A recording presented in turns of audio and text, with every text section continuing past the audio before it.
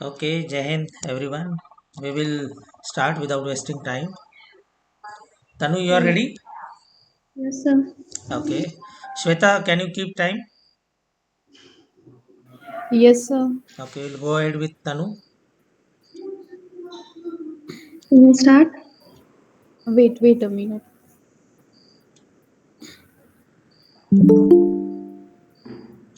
Yeah, you can start. Good morning, everyone. Today my topic is cybercrime. The growing use of internet has made our life very easier, much more than before. Because of this, the world is coming closer, but it has also created many problems for the people who used to spend long hours on it. Cybercrime involves a network in a computer used as a victim for such crimes. Earlier, cybercrime was committed by individuals or a small group of individuals, but it has a but nowadays it has become very complex network spreading all over the world. There are many types of cyber crimes like hacking, theft, and cyber stalking. First of all, the hacking in such crime users computers accessed by hackers, through which their personal information can be accessed. In this in this type of hacking, hackers use various software to enter in the user's computer. Secondly, the theft. In this type of crime, criminals violate the copyrights and download music, movies, and game, etc. There are many websites which provides free download of the games, downloads, and games musics, and the internet and Google has provided blockage of these website which violating copyrights. The third one is cyber stalking, and in this criminals you involves harassing an individual. In this uh, uh, in this type of crime, criminals involving harassing an individual or an organization. In this Criminals personally know their victim, and to hide their identity they use internet to obtain their financial information. So how to control this cybercrime? Cybercrime is growing fastly nowadays, and it has become very important to control this crime or to have some prevention towards it. According to cyber experts, we can do these things. First, we can use firewall can be used by users to protect their computer. They Only come 30 seconds are left. come up with the softwares which must be turned on to have safety. Secondly, the antivirus. Users must install or should purchase antivirus to delete the to clean the viruses found in the computers. Secondly, third one is the secure while doing online shopping, the secure payment must be used. We must regularly update our past. Uh, Nowadays, children are using computer very much. To it has become very important to have parental control on them. So it's a duty of parent to monitor how the children use computer. Thank you. Okay, good, Tanu. Cyber crime. This topic is vast, and cyber fraud is a daily thing to read. If you see, just 2 days back, there was payment gateway hacking, and crores of rupees fraud has happened. So in future, as the technology has advanced, speed of internet has gone up, 5G. So there is a side effect, or there is a counterproductive things. Speed has increased. Yes, we are accessing the data at a rapid speed, but at the same speed, adverse people or the fraudulent people will also get the data. That is the biggest problem, and that is how people have started saying that next 9/11 will be on a cyber platform. It means a lot because it may collapse or paralyze big systems. It has already been proved that in the modern warfare, through the computer networks, the enemy countries are targeted, the enemy's systems are targeted. So all countries are doing a lot of work on this. There is ethical hacking, unethical hacking. All those terminologies, all said and done, are leading to cyber frauds only. We may call it in the interest of the country, but it is again harming other country. That is how today's generation has to learn to have more secured mind when you are operating on social media, when you are doing financial transactions, when people in the family are operating on the systems, because you may be knowing adequate precautions but the other members may not be knowing.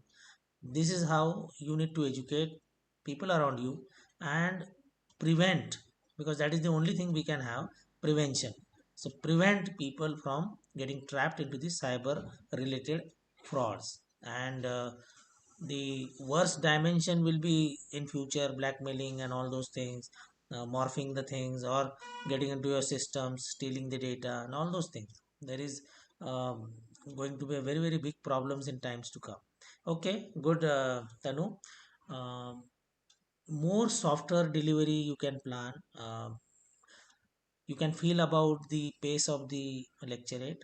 You can feel about the control on the um lecturate. So start feeling it. You will improve further. Okay, Tanu. Okay, sir. Okay, Shweta, ready? Yes, sir. Okay, Tanu, keep time.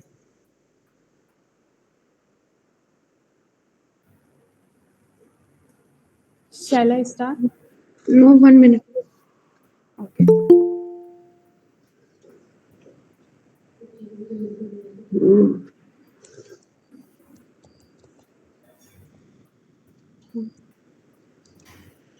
Yes, you can. Okay. Good morning, everyone. This is me, Shweta Singh, and today I am going to tab on a topic equality. Okay. In our Indian Constitution, according to Article 14, the term equality means that the state shall not deny to any person equality before law or the equal protection of the law. According to the English literature, the term equality means to give an equal opportunity to male and female. But but guys, please focus on the term to the only male and female. What about the transgender? Is they are not a citizen of India? Is they are not a human being? I read all the fundamental rights, but there is not a single provision or a article for the male or for the transgender. So what? According to the constitution only, the term equality is not fulfilling their definition only. My question is that whenever we open the news, there is the only headline about the women, about the girls' education. What about the boys? What about the men? Is they are not a human being? Is this a right thing to provide equality to our society? What's further next? We can see the data that there is a 1034 women and 1000 men. So according to this, I can say that in the future might be there men also facing their issues. In school also the teachers taught us that please respect the women, please give them an equal opportunity, but never ever taught us give the equal opportunity or respect to the men also.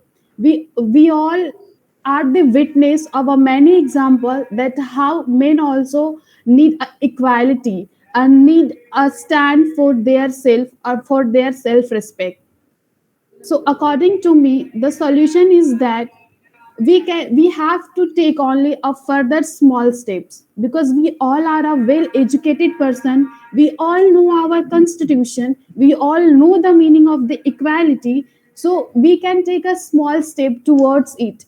At least we all know that the one line कि अगर तुम कुछ नहीं करते हो उससे better है कि हम कुछ करें. So if there is not a single term or single provision for the men or for the transgender, so we can take a small steps towards it.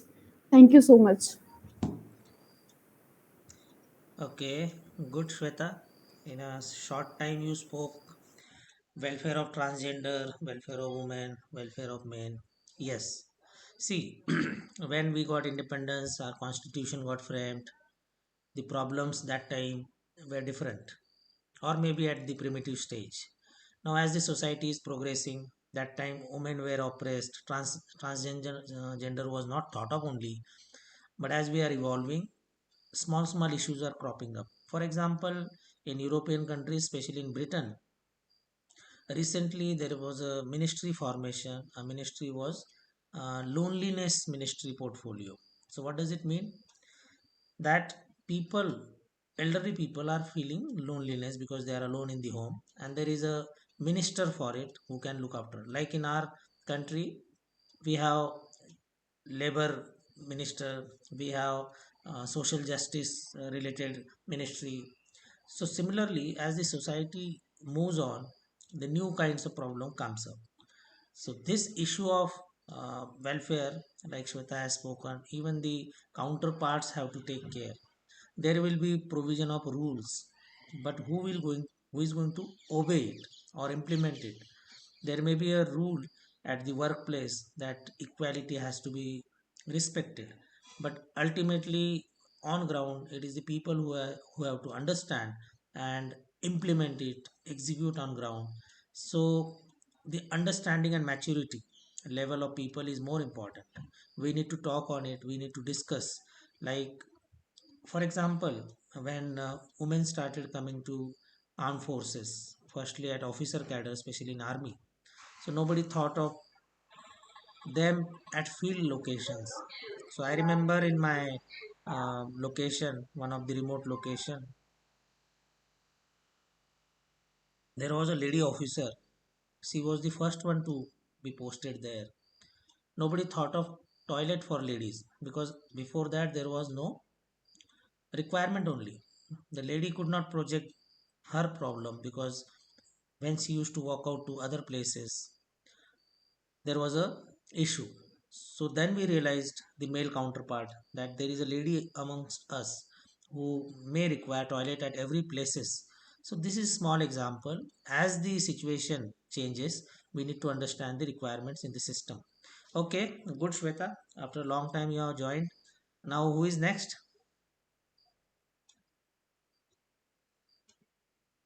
Shraddha, Subodh, Sandeep. Jain sir. Okay, Sandeep, you are going to speak. Yes sir. Okay, Shweta, keep time. Yes, sir. Yeah, you can start. Good morning everyone. Today's my lecturer topic is women entry in Indian Armed Forces. Nowadays, in today's 21st century, there is no any place where women haven't conquered. However, the role of Indian women in Indian Armed Forces is simply limited. But after 1992, the doors were open for the entry of a woman in armed forces. Now, almost in Army, 3% are women serving. In Air Force, there are around 9%. And in Indian Navy, there are around 2.5% women officers are serving. Basically, Indian Armed Forces is the ninth largest employer in the world to witness a huge rise of women in women entry in the armed forces. Women entry initially started as a nursing service in British rule. Indian nursing services was participated in World War One, World War Two, and they devoted around 350 women were missing during the period of that war. Lieutenant Anjani Bhadoria was the first Indian cadet who joined OTA in the 1992, who receives a gold medal during the training period. In present scenario, women in the armed forces in non-medical and medical field working as a short service commission. Women have served for 15 to 14 years of service, though there is a limited period of 10 years. But nowadays, women are taking a participation in the fighting force also. Indian women in armed forces are doing flying officers and logistic officers. and in many firms influencing the fighting forces also. Indian Major Priya Jangam was the first female to join Indian Army in 1992. Lieutenant General Punita Arora is the first lady to become a vice admiral in Indian Armed Forces and the first lady to become to the rank of lieutenant general. Fighting Lieutenant Harmeet Kaur Deol was the first female pilot who fly a solo in Indian Armed Forces. Only Nowadays, 30 seconds are left. women's entry are women's entry for the Indian Army Forces is commenced in the rank of PBOR, just as in CMP as well as in the clerical staffs also. I want to conclude my lecture with the topic is that Indian is witnessed a pleasant scenario of getting Indian Army in a deployed in armed forces. Although the annual growth and the number of women are getting enrolled is slow, but it is a positive and appreciable Time up. steps of India to making a effort and allow the empowerment of Indian candidates to join the Indian Armed Forces. Thank you. Okay, Sandeep. Sandeep, you are preparing for which entry? PCSL, sir. Okay, okay, very nice. So, armed forces, if you see how the women have been inducted slowly, but it is a very, very appreciable progress. It started with officer cadre because our socio economic structure is different. In our rural India, there is a different mindset. Now, slowly it is changing. And as the changes are happening in society, we are ready to welcome them in armed forces because our troops earlier mostly was from rural area, so they accepted slowly. So it started with officer cadre, short service commission, slowly in support arms, then it is in the little bit frontline arms like AAD, Army Air Defense, then artillery now. It may come up into the infantry and armored in times to come. But before that, welcome steps were taken by Air Force into the fighter cadre, helicopter pilot, and Navy also now. So we are seeing a slow progress. Coming to the NDA entry, it is the biggest landmark decision which the government and armed forces have taken. That is a landmark decision and it will change the scenario, and it is already seen on ground that NDA entry, which is now a permanent commission, because short service commission, then the women have to fought for that uh, pension and permanent commission related issues. But now when you come from NDA entry, there is no such requirement. And the equality, what just now we had a topic, this is in real sense equality. That start point NDA for all. So this is the biggest step. So this is how we are progressing. Change or any kind of reform will not happen a single day. It happens as per the other things which are required to balance it out. So our social structure is evolving. Similarly, our other services are evolving and setting up the tone. Good, Sandeep. And now who is there? Subodh? So can I? Sanjeevani. Okay, Sanjeevani, you can go ahead. Sandeep, can you keep time? Yes, sir. Okay. You can start. Good morning to everyone. Today my lecture topic is demerits of cashless economy. So first, low literacy rate. The low literacy rate is one of the top case for a multiple existing issue. Beginning of cashless economy in Indian or a digitalizing a literacy rate in India is not a simple task. Many places don't have to electricity and water, so computer and the internet area are far. In a high number of the population is based on most of the rural areas without these necessity people in these. So then second is the chance of corruptions. Despite being one of the most point for digitalization financial transaction, So one can't guarantee crime for the crime for the digitalization. A person excited to bright a money in might necessity.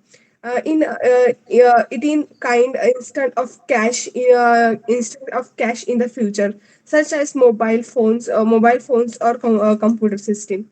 So then the economical disparity. If the standard payment technique if the standard payment technique get changed into the cashless system completely, so the chance are that purchasing smartphone and device will be become a necessary. So in a country like India, where many citizens endeavor to provide for their daily foods and food daily food and necessity purchasing necessity. So purchasing smartphone is a most difficult and luxurious. These poor sections, they cannot afford it. So if cashless becoming the standard rule, so then inequality can be seen in society because not everyone can't afford it. Two Then and a the half minutes. important is a cyber crime. So India will have thought it cyber security become of banking with banks and private accounts happening globally. So become it is a stage is subject of cybersecurity. So then hot spending. This is not doubtable that Time up. the truth that the cashless transactions are more straightforward to make simple by simple, so people can excited payment. This advantage for transaction lead to overspending. Lastly, I want to conclude that the risks of identity for fraud is one of the significant disadvantage of cashless economy in the in the India.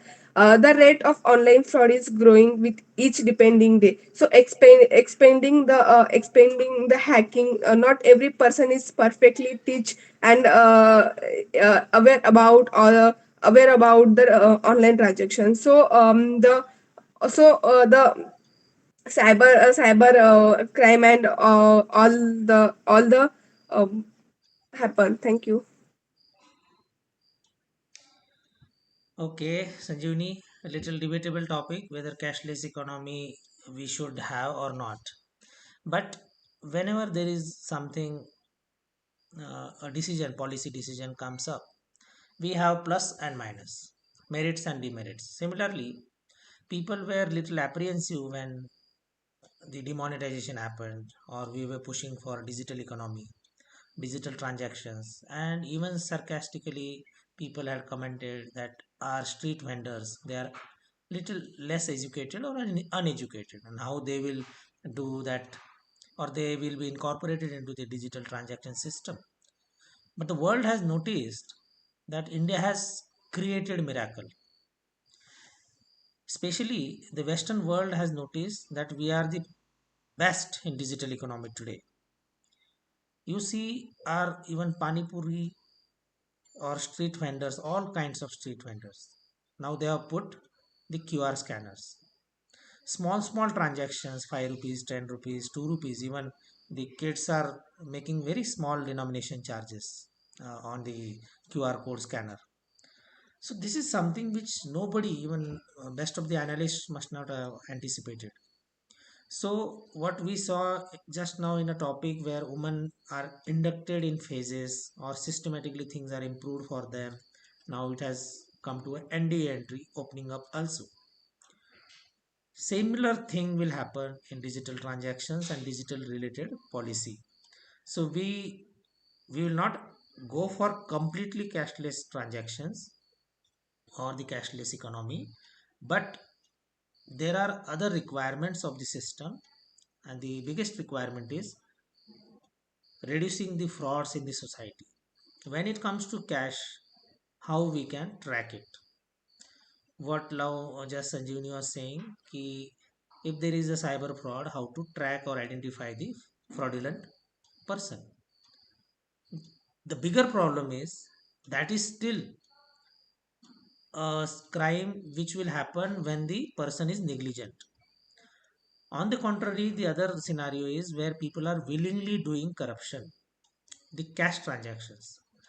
To contain this, to just prevent this kind of menace in the society, I think this digital transactions or record of transactions digitally we have to have in the system.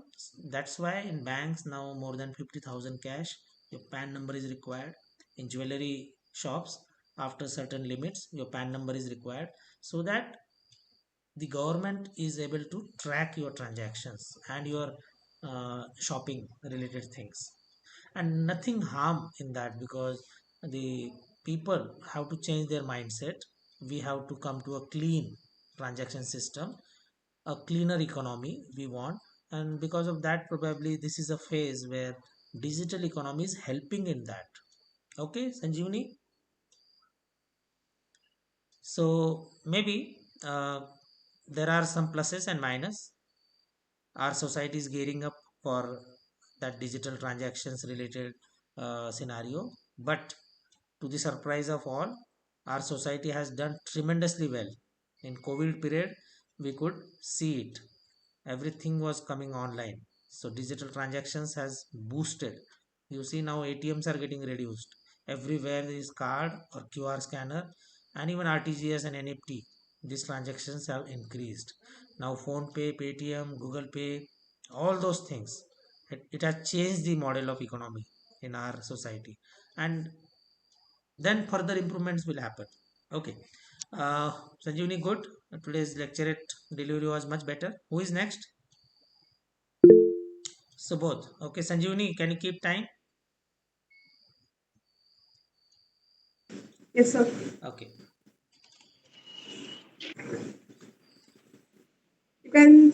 You can start.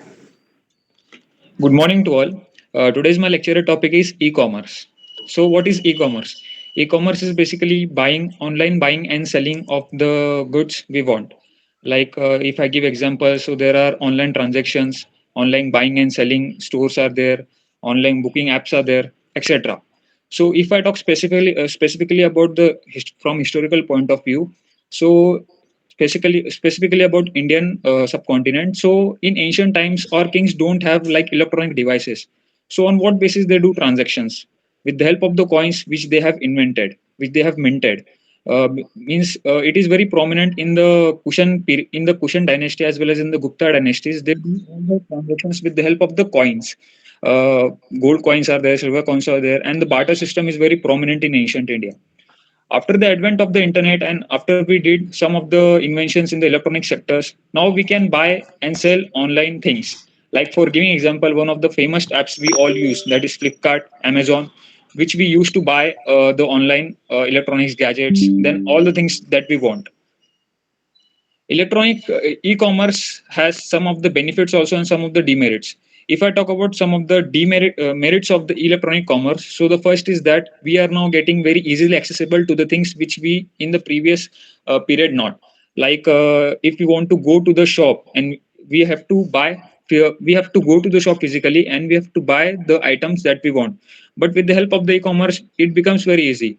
Like giving example, there are electronic payment systems which we can easily transfer money, any kind of money transactions very easily with a single click, just because of these sectors only, which is present on the uh, internet platform. Like if I give examples, in previous days we have to travel a lot to buy some things, and we have to do online transactions. So we have to move from here and there. But it is not so. It is also saving our time, as well as in little format. It is also contributing to the environment. Like we don't have to need to take our bike to the place of the things that which we want. If I talk about the demerits, so yes, definitely there are demerits. Like the first of the demerits is the privacy issues. Like many of the nations are now focusing on these sectors because it is getting eventually increased day by day. Like in USA in the COVID period, e-commerce played a very important role, and in USA almost 25% sale increased, and the grocery store shelves have increased by almost 100%. So it is a very good ratio. And there are some of the things that we want to look into it. That is, the privacy issue is the first thing in electronic commerce while dealing with the things that we are doing.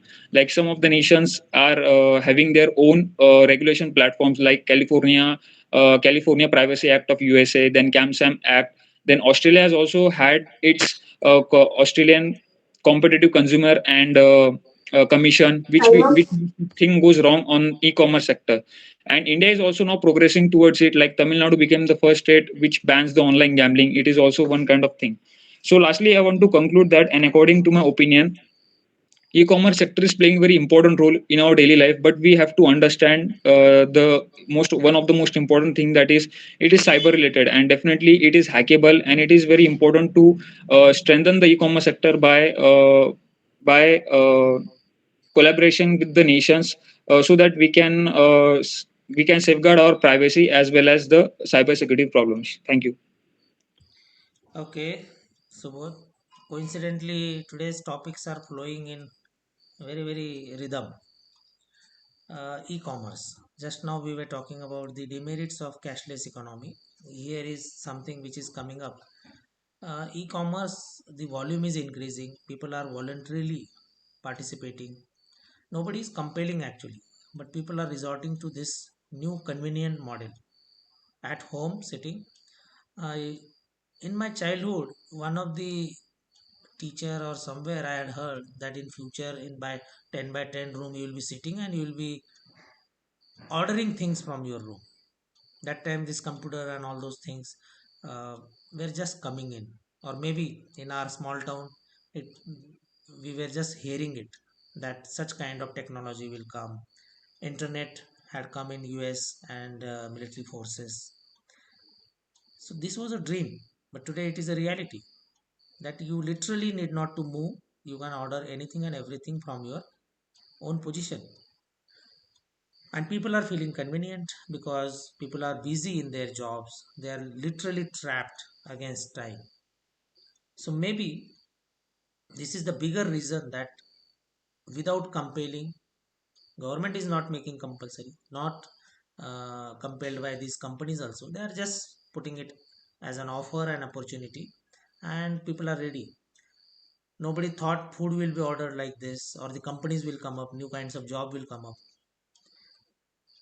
garments, your daily groceries, everything, everything is coming up. So this e-commerce has gone to a new levels. There is nothing which cannot be ordered online, and maybe business model, but it is giving job to some people, it is giving convenience to some people, and this is how it is a win-win situation. Good.